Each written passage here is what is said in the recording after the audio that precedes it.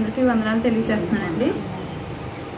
ఈరోజు ఆదివారం మనకి ఇవ్వబడిన జ్ఞానాంశం ఏంటంటే యాకోబు గారు రాసిన పత్రిక 210 పేజీ, కొత్త నిబంధనలో 210 పేజీ. శోధన సహించువాడు ధన్యుడు. మొదటి లైన్లో మనకి ఇవ్వబడిన మాట ఏంటండి? శోధన.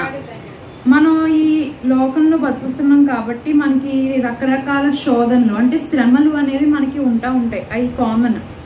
అయితే ఇక్కడ శ్రమ అంటే మనకి కేవలం శారీరకంగానే కాదు, కొన్నిసార్లు మనకి ఆలోచనలో కావచ్చు, ఆధ్యాత్మికంగా కావచ్చు, దైవిక పరంగా కూడా కావచ్చు. చాలా శోధనలు ఉంటాయి. ఇక్కడ 3 రకాల శ్రమల గురించి మనం బైబిల్లో చాలా ఎక్కువసార్లు చెప్పబడింది. మొదటిది ఏంటంటే శారీరక శ్రమ అంట. ఈ శారీరక శ్రమ ఎలా కలుగుతుంది అసలు ఏంటంటే, ఆదికాండము 2వ అధ్యాయం 15వ వచనంలో మొదటి పురుషుడు ఉన్నాడు కదండి, ఆదాముకి ఈ యొక్క తోటని ఇచ్చి తండ్రి దానిని సేద్యపరచమని ఇచ్చారు.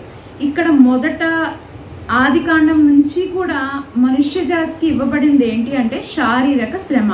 దానిని సేద్యపరిచి కాపాడి కాయమని చెప్పి ఇచ్చారు. ఆదికాండం 3వ అధ్యాయం 17వ వచనం, ప్రయాసముతోనే నీవు బ్రతుకు దినములు అన్నీ దాని పంట తిందువు. ఇక్కడ శారీరక శ్రమలో భాగం ఏంటంటే మనము శారీరకంగా శ్రమించడం వలన ఒక పొలాన్ని, అంటే మనకి ఎగ్జాంపుల్గా ఇక్కడ ఇచ్చిన విషయం ఏంటంటే ఆదికాండంలో ఆదాంకి తోటని ఇచ్చారు, కానీ ఆ యొక్క తోటని సేద్యపరిచి నీవు బ్రతకాలి అని చెప్పాలి. ఎలాగా? దానిలో భాగం ఏంటంటే శారీరక శ్రమ. 2 ఆధ్యాత్మిక శ్రమ అంట. ఇదేంటంటే ఈ ఆధ్యాత్మిక శ్రమ మనం చాలా సార్లు చూస్తూ ఉంటాం. ఏంటంటే రక్షణ పొందడం ఒకటి, పొందాక దానిలో రక్షణ పొందిన వారు స్థిరంగా రక్షణలో కూడా ఉండగలగడం కూడా ఒక ముఖ్యమైన శ్రమ.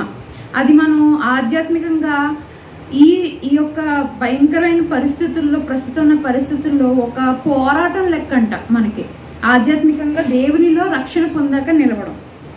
దైవిక శ్రమ ఏంటంటే మనం దేవుని నామంలోనే అన్ని పొందగలగాలి అనే ధైర్యం, మనకి నమ్మకం ఉండాలంట. ప్రార్థన అందరూ చేస్తామండి, ప్రార్థన చేస్తాము, మనం కావాలి అని కోరుకుంటాము, కానీ మనకి బలమైన నమ్మకం, విశ్వాసం ఉండాలంట. ఎవరిలో? ప్రభు వారిలో మనకు వస్తుంది, నాకు అడిగింది ఇవ్వబడును అని ఉంది కదండి, అలాంటి విశ్వాసం నీవు కలిగి ఉండాలంట. అయితే ఈ 3 రకాల శ్రమలు ఉన్నాయి. ఏంటండి? 1 శారీరక శ్రమ, 2 ఆధ్యాత్మిక శ్రమ, 3 దైవిక శ్రమ. ఇప్పుడు ఇందులో వీటిలో కొన్ని శ్రమలు ఉన్నాయంట. ఈ యొక్క శ్రమలు మనం మనుషులం కదా, మనం బిడ్డలం. ఎవరు బిడ్డలం? ప్రభు వారి బిడ్డలం. మరి అలాంటప్పుడు మన తండ్రి మనకు బాధ పెట్టాలని చూడరు కదండి పిల్లల్ని కదా. కానీ ఈ యొక్క భూలోకంలో మనకి శ్రమలు అనేది కొన్ని కారణాల వల్ల కలుగుతాయంట మనుష్య జాతికి. మొదటిది శ్రమలంట మనల్ని మంచి క్రమశిక్షణలో ఉంచడానికి మనకి కలుగుతాయంట. ఏంటండి? క్రమశిక్షణ. చెప్పండి అందరూ. శ్రమలు అనేవి మనల్ని మంచి క్రమశిక్షణలో ఉంచడానికి వస్తాయంట. ఎలాంటి క్రమశిక్షణలో పెట్టడానికంటే మనం చూసాం కదా ఆదికాండం 2వ అధ్యాయం 15వ వచనంలో, మరియు దేవుడైన యెహోవా నరుని తీసుకొని ఏదైనా తోటను సేద్యపరచుటకును దాని కాచుటకును ఉంచెను. మొదటిగా ఏమనిచ్చారు? సేద్యపరచమని చెప్పారు. 2 దానిని కాచమని కూడా చెప్పారు. ఇక్కడ శారీరక శ్రమ ఉంది. 2 ఇక్కడ శారీరక శ్రమ ఉంది, కానీ మనం ఇందాక చెప్పుకున్నంత మంచి క్రమశిక్షణ అనేది వస్తుందంట ఈ యొక్క శ్రమల వల్ల. ఈ శారీరక శ్రమ వల్ల వచ్చిన క్రమశిక్షణ ఎలాంటిదంటే, ఆదాముకి తండ్రి ఏం చెప్పారు? జాగ్రత్తగా ఇచ్చిన వాటిని తిని ఈ తోటని జాగ్రత్తగా చూసుకొని చెప్పారు. కానీ క్రమశిక్షణ లేని జీవితం వలన అతను ఏం చేస్తాడు? ఇక్కడ అవిధేయత చూపించి తినద్దు అన్న పండునే తిన్నాడు. అవునండి. దాని వలన క్లియర్గా మనం అక్కడ ఏం చూడొచ్చు? అవిధేయత చూపించాడంట. దాని వలన అతనికి కలిగిన భయంకరమైన శారీరక శ్రమ ఏంటో తెలుసా? ఆదికాండం 3వ అధ్యాయం 17వ వచనంలో ప్రయాసముతోనే నీవు బ్రతుకు దినములు అన్నీ దాని పంట తిందువు.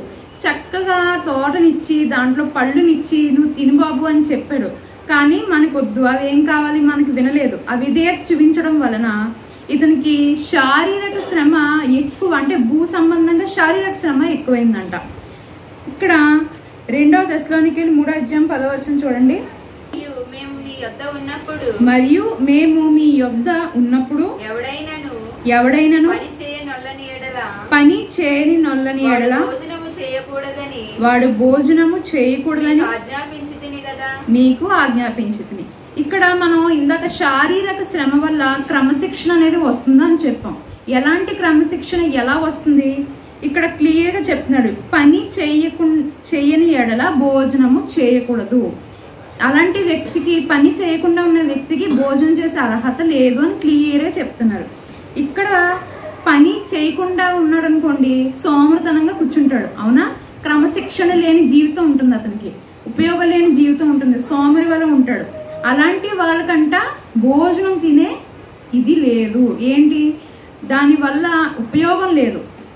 అందుకని ఇక్కడ మనకి ఆదికాండం 3:17 క్లియర్గా చెప్తాడు, నీవు దాన్ని సేద్యపరిచి బ్రతుకు దినములు అన్నీ దాని పంట తిందువు. నీవు సేద్యం చెయ్యాలి, నువ్వు కాసుకొని దాని ఒక పంటని పండించి కష్టపడితేనే, శారీరక శ్రమ అనేది చూపిస్తేనే నీవు తినటానికి అర్హుడు అంట. సామెతలు 24:34 చూడండి. సోమరి గురించి మనం ఇందాక చెప్పుకున్నాం కదా. ఒకవేళ క్రమశిక్షణతో లేని వానికి ఎలాంటి ఇబ్బంది వస్తుందంటే, వీటి వలన నీకు దరిద్రత పొరిగెత్తి వచ్చును, ఆయుధస్తుడు వచ్చినట్లు లేమి నీ మీదకి వచ్చును. లేమి, కరువు, ఏమి లేని స్థితి ఎవరికి వస్తుందంట?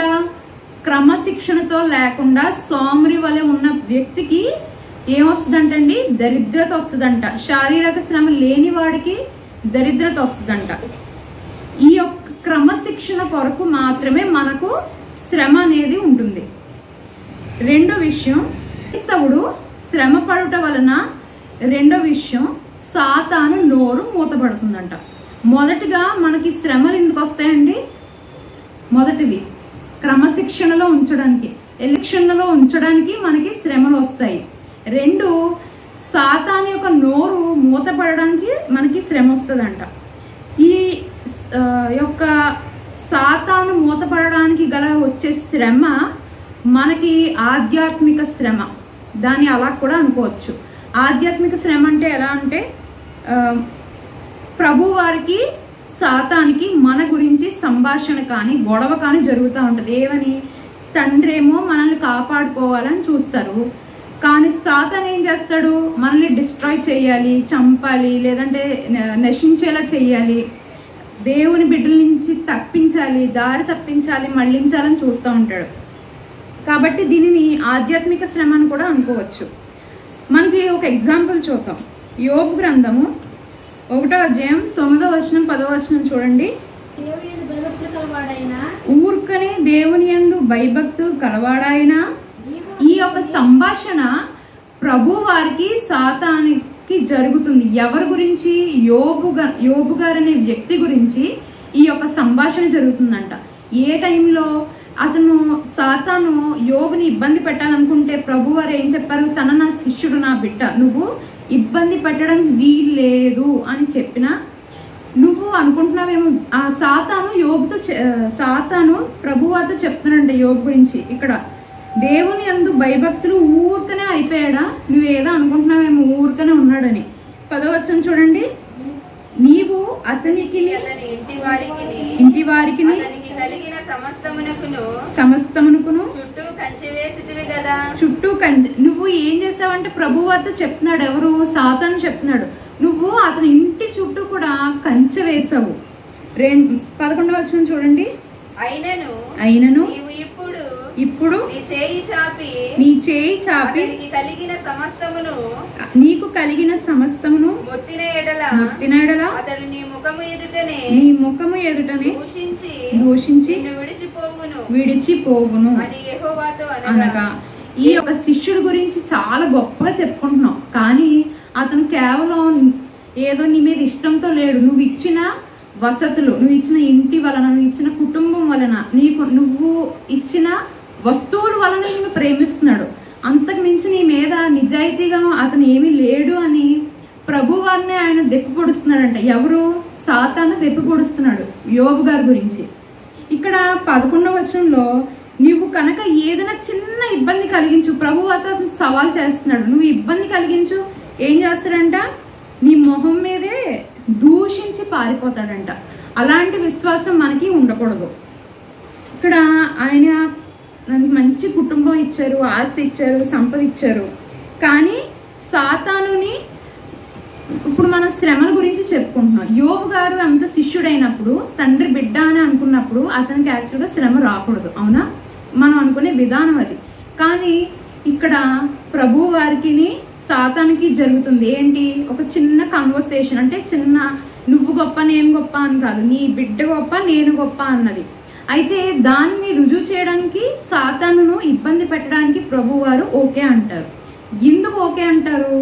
ఎందుకంటే ప్రభు వారికి చాలా నమ్మకం ఉందంట, విశ్వాసం ఉంది. ఎవరి మీద? యోబు మీద. ఏమి ఉన్నా లేకున్నా అతను ఒకలాగే ఉంటాడని.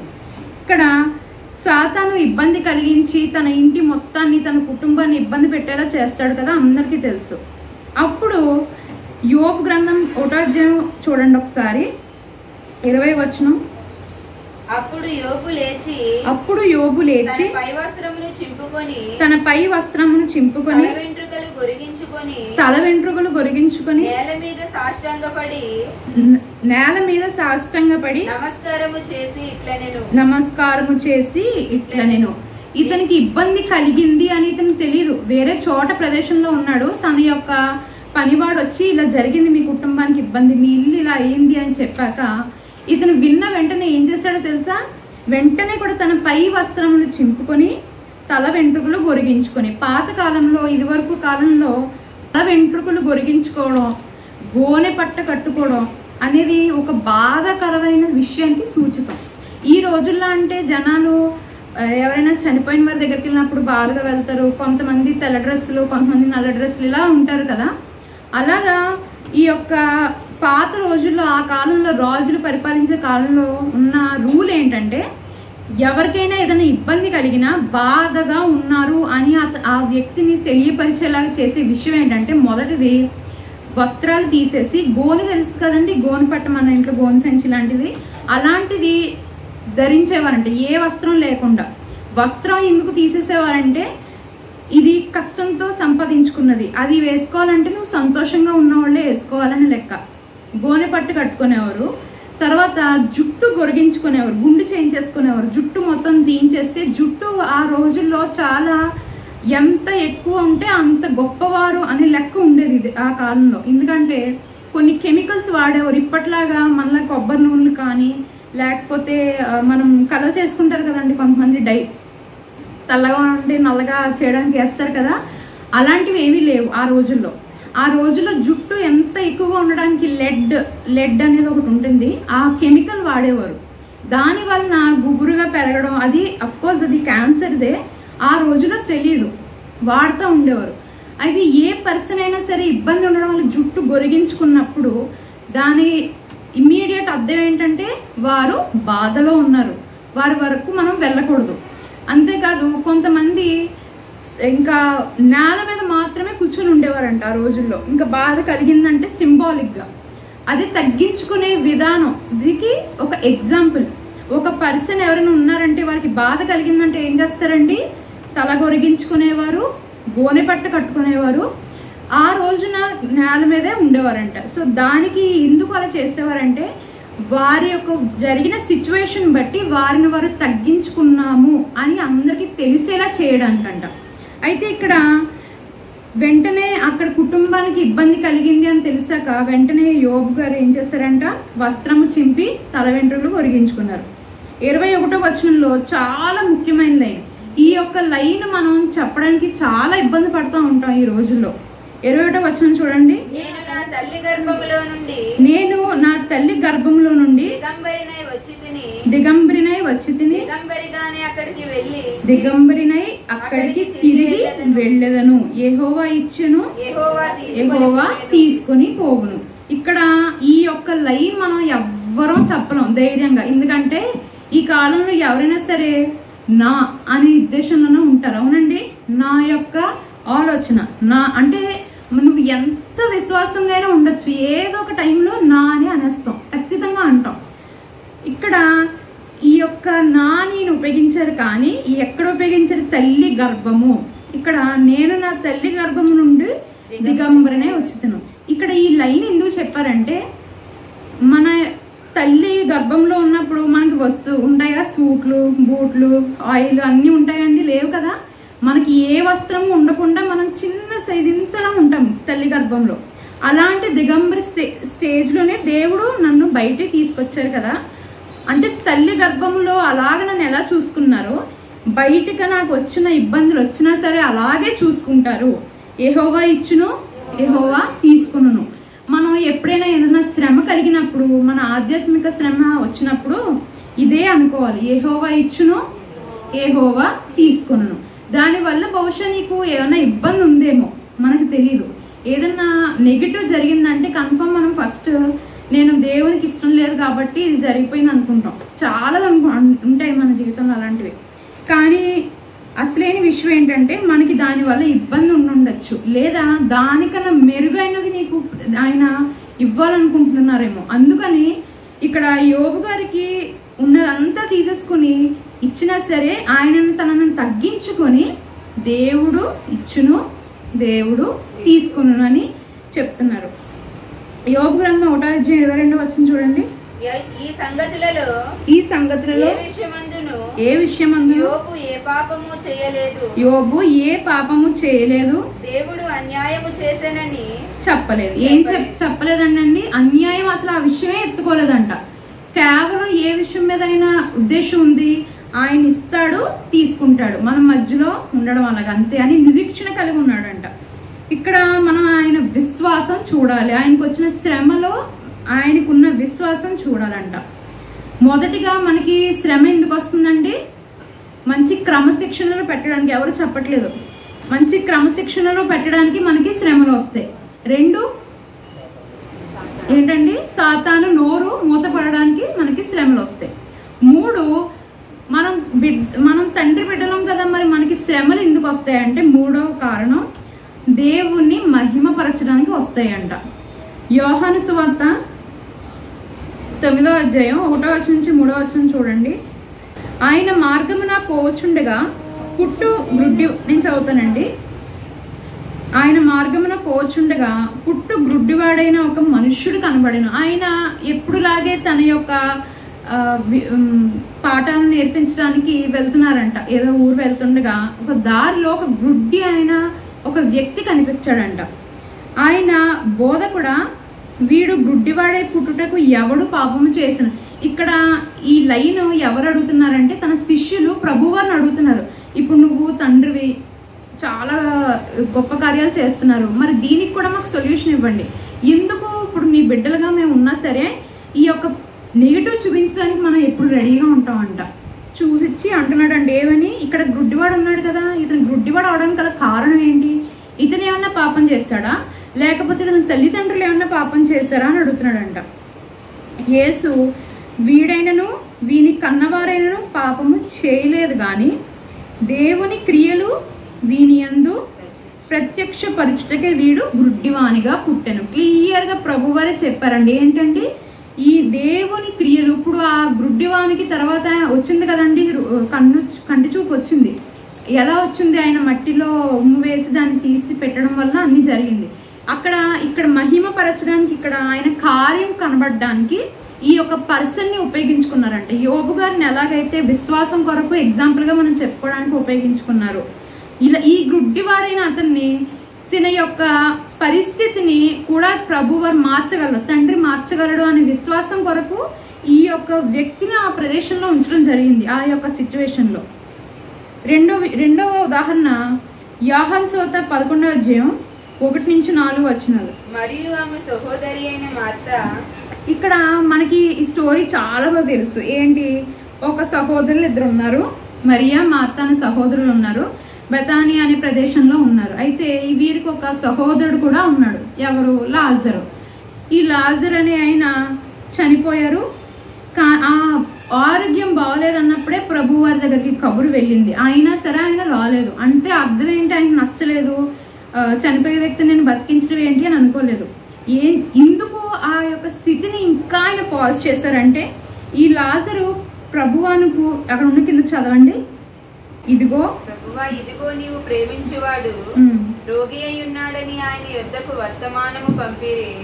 యేసు అది ఇని, ఈ వ్యాధి మరణము కొరకు వచ్చినది కాదు, దాని దేవుని కుమారుడు దాని వలన మహిమపరచబడినట్లు దేవుని మహిమ కొరకు వచ్చినదనెను. చాలండి. ఈ వ్యాధి ఏ వ్యాధి అండి? చనిపోయే స్థితిలో ఉన్న వ్యక్తి గురించి పంపించారు, కబురు పంపించారు, కానీ ఆయన రాలేదు. ఎందుకు? ఆ సిచ్యువేషన్ ని హోల్డ్లో ఎందుకు పెట్టారు? ఆయన అనుకుంటే అక్కడి నుంచే చేసేయచ్చు ఏదైనా కార్యం, కానీ చేయలేదు. ఎందుకంటే ఆ యొక్క మరణము నుంచి తిరిగి లేచాడంటే చాలా గొప్ప విషయం కదా. ఆ విషయం అందరికీ తెలియాలి. ఈ యొక్క గొప్ప స్థితి ఈ యొక్క లాజరు పొందుకున్నాడంటే దేవునిలో నమ్మకం ఉండడం వల్ల, విశ్వాసం వలన అతను పొందుకున్నాడని అందరికీ తెలియడం కోసం ఇది కూడా ఒక ఎగ్జాంపుల్ అంట. మనకి వచ్చే శ్రమలో దేవుని మహిమపరచడానికి వచ్చే శ్రమలో 2 ఉదాహరణ. ఇది 3వ విషయం. మొదటి విషయం, క్రమశిక్షణలో ఉంచడానికి శ్రమలు వస్తాయి. 2, సాతాను నోరు మూతపడడానికి వస్తుంది. యోబు గారు ఎగ్జాంపుల్. 4వ విషయం, శ్రమలు నీవు తండ్రి యొక్క బిడ్డవైనా సరే శ్రమలు ఎందుకు వస్తాయి అనడానికి 4వ విషయం ఏంటంటే, శ్రమలు మనల్ని ఇతర విశ్వాసులకి మాదిరికరముగా ఉంచుతాయి. ఆయన్ని మహిమపరచడానికి వస్తాయి, క్రమశిక్షణగా ఉండడానికి వస్తాయి. అంతేకాకుండా అవిశ్వాసులకు మాదిరిగా. అర్థమైందండి? కేవలం విశ్వాసులకే కాదు, దేవునిలో నమ్మకం లేని వారికి కూడా నిన్ను చూస్తే విశ్వాసం వస్తుందంట. ఇలాంటి యొక్క శోధనలు, శ్రమల వల్ల. అంటే నీవు ఒక ఎగ్జాంపుల్గా అవుతావంట. ఇప్పుడు దాకా మనం బైబిల్లోనే ఎగ్జాంపుల్స్ చూస్తున్నాం, కానీ నీ తండ్రి నిన్ను కూడా ఒక ఎగ్జాంపుల్గా ఉపయోగించుకుంటున్నారంట. అంటే నువ్వు ఎంత గొప్ప బిడ్డవో నువ్వు ఇక్కడ చూసుకోవాలి. ఇక్కడ ఎలాంటి విశ్వాసం కలిగి ఉండాలో చూద్దాం. 2 కొరింథీ పత్రిక 6వ అధ్యాయం 10వ వచనం చూడండి. 2 కొరింథీ పత్రిక 6వ అధ్యాయం 10వ వచనం. మేము మోసగాండ్రమైనట్లుండియు సత్యవంతులము, తెలియబడిన వారమైనట్లుండియు బాగుగా తెలియబడిన వారము, చనిపోవుచున్న వారమైనట్లుండియు ఇదిగో బ్రతుకుచున్న వారము, శిక్షింపబడిన వారమట్లై ఉండియు చంపబడిన వారము, దుఃఖపడిన వారమైనట్లుండియు ఎల్లప్పుడూ సంతోషించు వారము, దరిద్రులమైనట్లుండియు అనేకులకు ఐశ్వర్యము కలిగించు వారము, ఏమీయూ లేని వారమైనట్లుండియు సమస్తమును కలిగిన వారము. ఇక్కడ ఈ యొక్క వచనం మనం క్లుప్తంగా వెళ్ళట్లేదు, కానీ దీనికి చిన్న విషయం చెప్తాను. ఏంటంటే, మన విశ్వాసం మాదిరిగా ఎలా ఉంటుందంటే ఇతరులకి, నీ యొక్క భౌతిక మానసిక పేదరికం ఉండొచ్చు నీ దగ్గర. మనం మామూలుగా ఉన్నప్పుడు మన దగ్గర డబ్బులు లేకపోవచ్చు, లేకపోతే గొప్ప స్థితి లేకపోయి ఉండొచ్చు, కానీ నీ యొక్క ఆధ్యాత్మిక స్థితి ఇక్కడ దుఃఖపడిన వారి నుండి అనేకులకు ఐశ్వర్యము కలిగించువారు. ఈ ఐశ్వర్యం ఏంటంటే ఆ యొక్క ఆధ్యాత్మిక స్థితి అండి. ఆ యొక్క స్థితి మనకి అవిశ్వాసులు మన జీవితం చూస్తే కూడా వాళ్ళు చూసి నేర్చుకునేలా మనం ఉండాలంట, అలా బ్రతకాలంట. ఈ యొక్క అవిశ్వాసుల్ని చూసి కొరింథీ సంఘానికి పౌలు గారు రాస్తున్నారు ఈ మాట. ఏమనంటే, మీరు అవిశ్వాసులుగా ఉన్నారు కదా, విశ్వాసుల్ని చూసి నేర్చుకోండి అని చెప్తున్నారు. అంతేకాదు, ఇక్కడ అపోస్తలుడైన పౌలు తెస్సలోనికలు రాసిన మొదటి పత్రిక 1వ అధ్యాయం 6వ వచనం చూడండి. పరిశుద్ధాత్మ వలన కలుగు ఆనందముతో గొప్ప ఉపద్రవమందు మీరు వాక్యము అంగీకరించి మమ్మును ప్రభువును నడుచుకొని వారు అయితిరి. అయితే ఇక్కడ 7వ వచనం చూడండి. కాబట్టి మాసిదోనియాలోని అకాయలోను మాదిరి అయితే. ఇక్కడ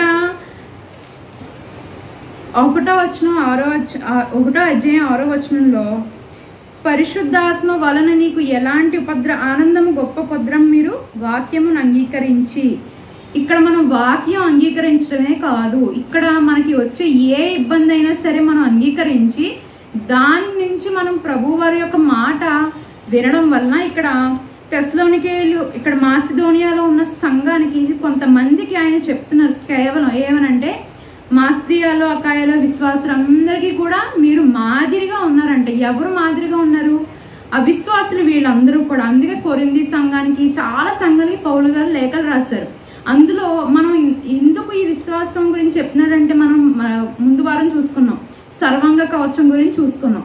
ఆ కవచాలన్నీ కూడా నీకు ఎలా వస్తాయండి? శ్రమల వలన వస్తాయంట. ఏ శ్రమల వల్ల? హెచ్చింపబడే స్థితిలో ఉండొచ్చు, కొన్ని బాగా బాధాకరంగా ఉండి తర్వాత నువ్వు మెరుగుపడచ్చు. దీనిలో ఈ యొక్క సంఘానికి నీ విశ్వాసం కనిపించేలా ఉండడానికి ఆయన ఈ లేఖల్లో చెప్తున్నారంట.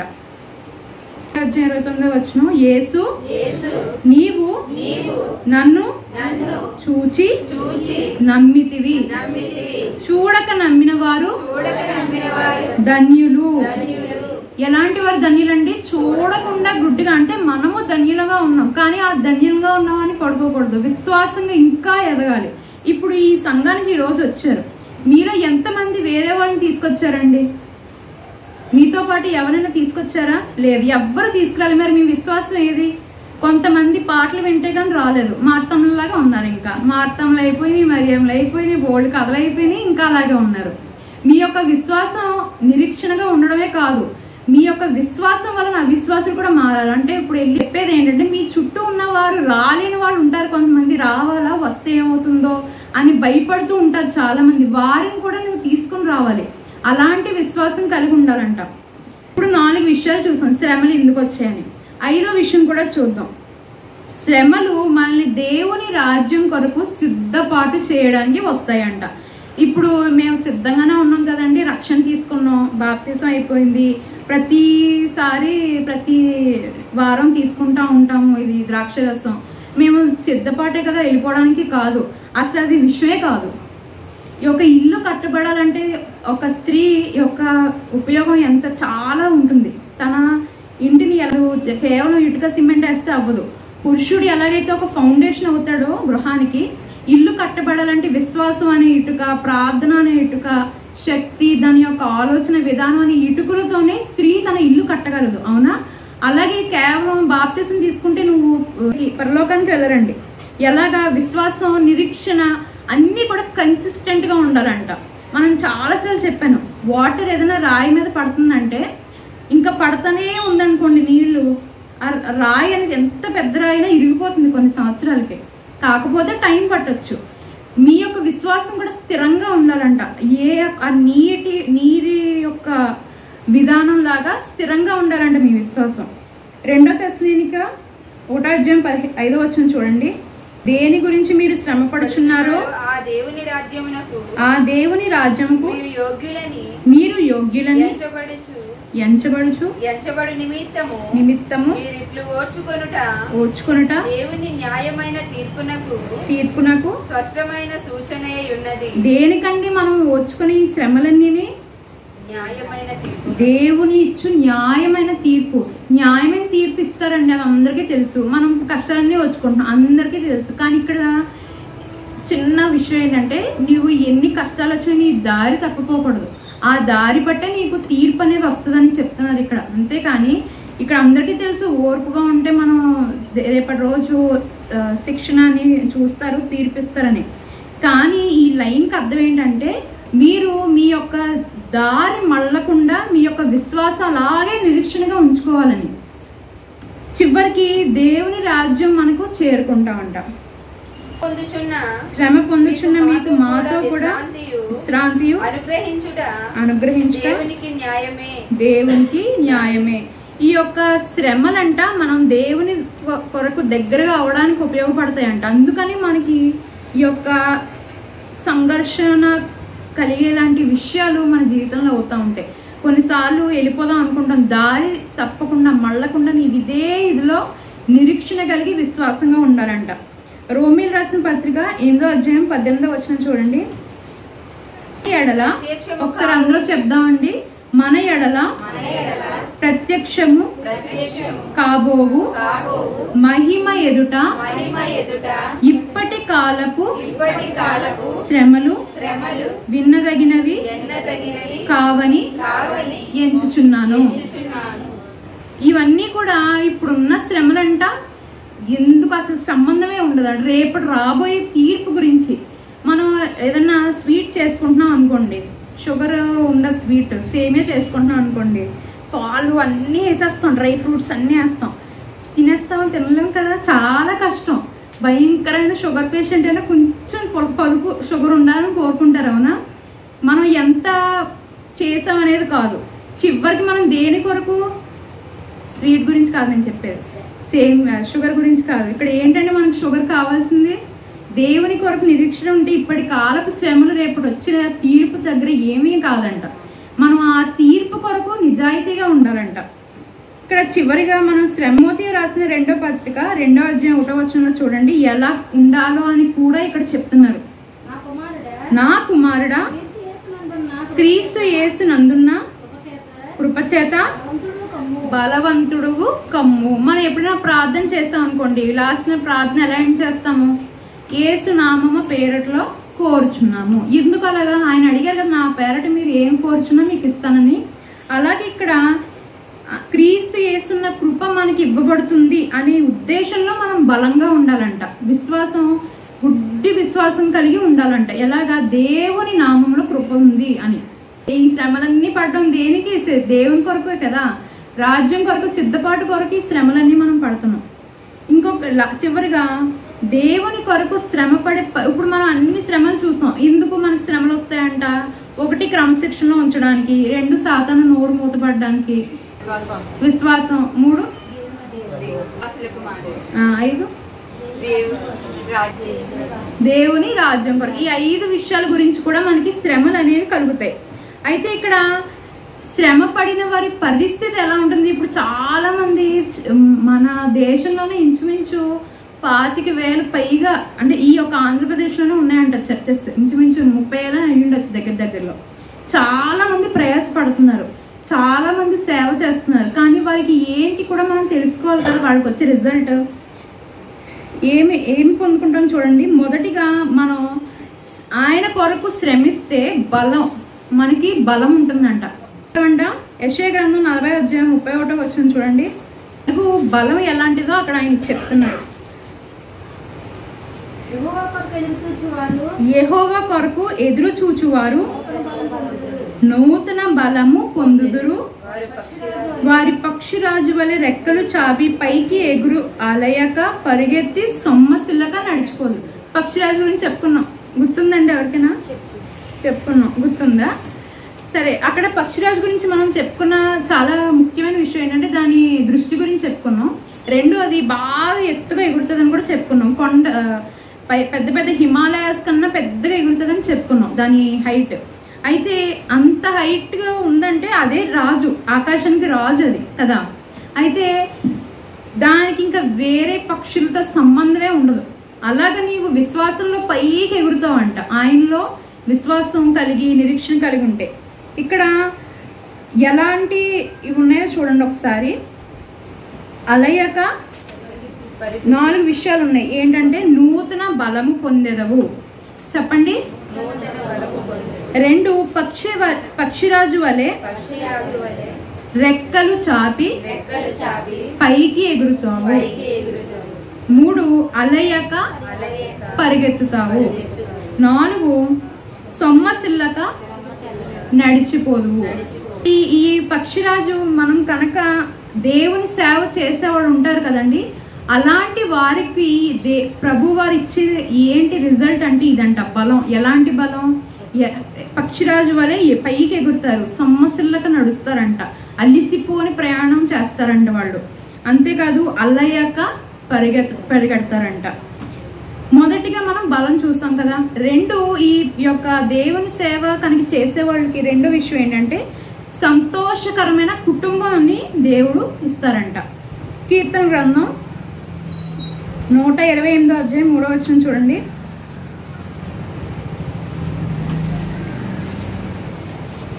నీ లోగిట నీ భార్య ఫలించు ద్రాక్షవల్లి వలె నుండును. నీ భోజనము బల్ల చుట్టూ నీ పిల్లలు ఒలీవ మొక్కల వలె నుందురు. యెహోవా యందు భయభక్తులు గలవాడు ఇలాగూ ఆశీర్వదించబడును. ఎలాగ ఆశీర్వించబడతాడు? దేవుని సేవ చేసేవారు, దేవుని కొరకు పాటు పడేవారు ఎలాంటి ఆశీర్వాదం ఉంటుందంట? మంచి అక్షరాజు లాంటి బలం ఉంటుంది. 2 సంతోషకరమైన కుటుంబాన్ని ప్రభువు ఇస్తారంట. ఇదే ఎగ్జాంపుల్, కీర్తన 128 ఎగ్జాంపుల్ అనమాట. నీ యొక్క పిల్లలు, నీ యొక్క భార్య, నీ చుట్టూ కూడా, అంటే ఇప్పుడు ఆపోజిట్స్ కూడా చూసుకోవచ్చు, నీ యొక్క భర్త, నీ యొక్క పిల్లలు అని. దానికి కావాల్సింది ఏంటి? నీ యొక్క విశ్వాసం కావాలి, నిరీక్షణ కావాలి. దేవుని ఇచ్చిన శ్రమల వల్ల నువ్వు నేనంటే ఇష్టం లేదు కాబట్టి శ్రమలు వచ్చాయని అస్సలు అనుకోకూడదంట. దీనికి ఎగ్జాంపుల్ ఏంటంటే మనం అబ్రహాము శారాని చూస్తాము, అవునా? 100 ఏట వాళ్ళకి పుట్టిన బిడ్డ గురించి ఆయన యొక్క నిరీక్షణ వల్ల, విశ్వాసం వల్ల చివరికి తన బిడ్డను కూడా సాక్రిఫైస్ చేయమంటే అడిగాడండి. ఒక మాటైనా అడగలేదు, వెంటనే రెడీ అయిపోయాడు. నా తండ్రి ఆజ్ఞ ఇచ్చాడు, నేను చేయడానికి సిద్ధంగా ఉన్నానని అతను రెడీగా ఉన్నాడు. అలాంటి గుడ్డి విశ్వాసం నేను దేవునిలో ఉండాలంట. ఫస్ట్ ఉన్న చోట నెగిటివ్ ఉంటుంది కదండి, కన్ఫర్మ్ ఉంటుంది, అవునా? దేవుని సేవ చేసి ఆయనలో ఎదిగేవాడి గురించి కూడా చూసాం. ఇప్పుడు దేవుని సేవ చేసి వారిని చూసి అపహసించే వారి పరిస్థితి ఎలా ఉంటుందో కూడా చూద్దాం, తెలుసుకోవాలి కదా. మనం ఇప్పుడు ఏదైనా పని చేయకుండా ఉండాలంటే దానికి నెగిటివ్ అసలు ఏంటి కూడా తెలుసుకోవాలి కదండి. అయితే ఇక్కడ దేవుని సేవ చిన్నది కావచ్చు, పెద్దది కావచ్చు, నువ్వు చేసే ఏ పనైనా సరే నువ్వు చేస్తున్నావు అంటే అది నీకు ఇవ్వబడిన దేవుని యొక్క అనుగ్రహం, కృప, అంటే ఆయన యొక్క బ్లెస్సింగ్. నువ్వు ఆయన యొక్క సేవ చేయగలుగుతున్నావు అంటే ఏదైనా కావచ్చు. కేవలం ఇక్కడ నుంచొని చెప్పడమే కాదు, మైక్ సెట్ చేయడం, ఏదో ఒకటి చాలా పనులు చేస్తూ ఉంటారు మన చర్చిలో చాలా పెద్దవారు. అయితే ఇలాంటి వారు పొందుకునే ఈ కొంతమంది ఉంటారు, హేళన చేయడానికి పుడతారు కొంతమంది. శ్రమలు అంట, వాళ్ళకి ఎలాంటి శ్రమ వస్తుందో చూద్దాం. సామెతలు 9వ అధ్యాయం 12వ వచనం చూడండి. అపహాస్యకులకి వచ్చే మొదటి శ్రమ వ్యక్తిగత బాధలంట. నీవు జ్ఞానివైన ఎడల నీ జ్ఞానము నీకే లాభకరమగును, నీవు అపహసించిన ఎడల నీవే భరింపవలను. మనం దేవుని పని చేసేవారి మీద జోక్స్ వేసినా, సరదాగా నవ్వుకున్నామండి, సరదాగా ఉన్నామండి అనుకున్నారనుకోండి, ఆ యొక్క అపహాస్యం నీకే డబుల్ రేట్లో తిరిగి వస్తుందంట. జాగ్రత్తగా ఉండాలి. హేళన నవ్వులు, వెళ్తుంటే చూస్తుంటే నవ్వులు తిరిగామనుకోండి, లెంపగా కొట్టేస్తాడు దేవుడు. జాగ్రత్తగా ఆయనలో ఉండాలంట నువ్వు. ఇక్కడ 2 ఎగ్జాంపుల్స్ చూద్దాం. నేను ఏమి కావాలని చెప్పట్లేదు. ఈ బైబిల్ మీరు అనుకోవచ్చు ఎవరి గురించో చెప్తున్నానేమో, ఎందుకు చెప్తున్నాను. ఈ బైబిల్ నేను ఈరోజు నేను కూర్చొని రాసింది కాదు. ఎప్పుడు రాశారండి? 7 ఏళ్ల క్రితం నాటి ఒక బైబిల్ ఇది, అవునా? ఇప్పుడు నువ్వు కూర్చొని రాసింది కాదు. ఇందులో విషయాలు చెప్తున్నప్పుడు నీకు ఏదైనా విషయం తగులుతుంది, మండుతుందంటే నువ్వు అది మార్చుకోవాలని అర్థం. నేను వెతికి చెప్పింది కాదు. ఇక్కడ నుంచొనే వారు చెప్పే ప్రతి మాట కూడా ఆయన నోటే పలికిస్తారంట. ఈ మాటలో నీకు గుచ్చుకుంటున్నాయంటే నువ్వు మారు మనసు పొందాలి, అవునా? అయితే ఇక్కడ 2 విషయాల గురించి అపహాస్యులు చేశారంట. అలా చేసిన వాళ్ళు మొదటిగా ఫరో, మనకు బాగా తెలుసు. మోషే కాలంలో 10 తెగుళ్ళు ఇశ్రాయేల్ నా యొక్క ప్రజల్ని నన్ను పూజించడానికి పంపించు అని దేవుడు పంపించిన మోషే ద్వారా ఫరో వినలేదు, అపహసించాడు. 10 తెగుళ్ళు వచ్చే వరకు కూడా పంపలేదు. అంతేకాదు మొదటి కుమారుణ్ణి చనిపోయే వరకు కూడా అతను కదలలేదంట. తన యొక్క అపహసించిన నేచర్ తనకే డబల్ రేట్లో వచ్చింది. ఏం చేశాడు? మొదటి పిల్లల్ని చంపేద్దాం, మోషే లాంటి వాడు రాకుండా అనుకున్నాడు. కానీ ఏమైంది? చివరికి తన యొక్క సొంత కుమారుని కోల్పోయాడు. మనం ఎప్పుడైనా అపహసించే స్టేజ్లో ఉండకూడదు, అది మనకే డబల్ రేట్లో వస్తుందంట. 2 మిరియాము మనం చెప్పుకున్నాం శుక్రవారం నాడు. సంఖ్యాకాండం 12వ అధ్యాయం 1-2 వచనాలు చదవండి.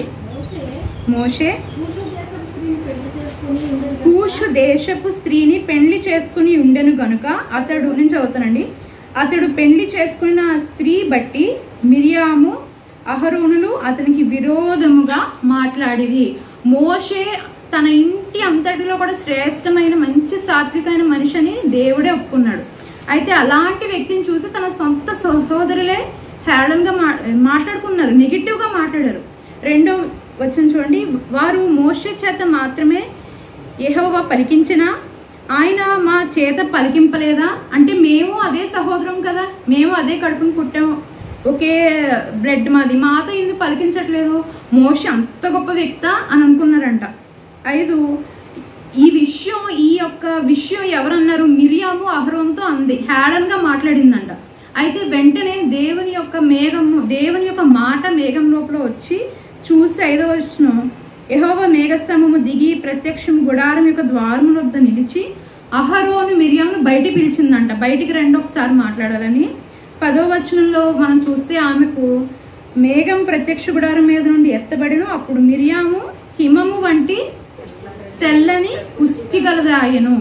ఆమె మాట్లాడిన నెగిటివ్ మాటను బట్టి ఎవరి గురించి మాట్లాడింది? దేవుని సేవ చేసే వాళ్ళ గురించి మనం నెగిటివ్గా మాట్లాడినా, జోకులు వేసుకున్నా, హేళన క్రియలు చేసినా అంట. ఇప్పుడు నేనేం చెప్పట్లేదు పుష్టి వస్తుందని, అలా చెప్పట్లేదు, నేను సరిపోను చెప్పడానికి. అప్పుడంటే దేవుని మాట ప్రత్యక్షమయ్యేది కాబట్టి వెంటనే వచ్చేసేవండి అందరికీ శిక్షలు. కానీ ఇప్పుడు రేపటి రోజు నీకు శిక్ష ఎలా వస్తుందంట? దేవుని దగ్గర ఉంటుందంట ఇదంతా. నువ్వు రేపటి రోజు మనకి తీర్పు రాబోయే రోజున శిక్ష నీకు ఇప్పుడు ఇస్తారంట. కాబట్టి మనం ఎప్పుడైనా సరే దేవుని సేవ చేసేవారుగా ఉండాలి తప్ప చేసేవారిని చూసి హేళన మాటలు మాట్లాడడం, నవ్వుకోవడాలు, పిచ్చి వేషాలు వేసామనుకో ఏం చేస్తారంటే నీకు డబుల్ ట్రిపుల్ రేట్లో వస్తుందంట, జాగ్రత్త. అయితే ఈరోజు మనం ఏం శ్రమల గురించి నేర్చుకున్నాం కదండి. ఏం నేర్చుకున్నాం? మొదటిగా శ్రమలు మనల్ని క్రమశిక్షణలో ఉంచుతాయి. 2 సాతాను నోరు మూతపడడానికి శ్రమలు వస్తాయి. 3 మన శ్రమలు దేవుని మహిమ పరచడానికి వస్తాయి. 4 ఇతర విశ్వాసులకి మరియు అవిశ్వాసులకి కూడా మనం మాదిరిగా ఉండేలా కొరకు శ్రమలు వస్తాయి. 5 మనల్ని దేవుని రాజ్యం కొరకు సిద్ధపాటు చేయడానికి వస్తాయంట. అంతే కదా. 6 దేవుని కొరకు శ్రమపడు వారు పక్షిరాజు వలె ఆధ్యాత్మికంగా పైకి ఎదుగుతారు, సంతోషకరమైన కుటుంబాన్ని పొందుతారంట. ఈ యొక్క చిన్న వాక్యాన్ని దేవుడు దీవించును గాక.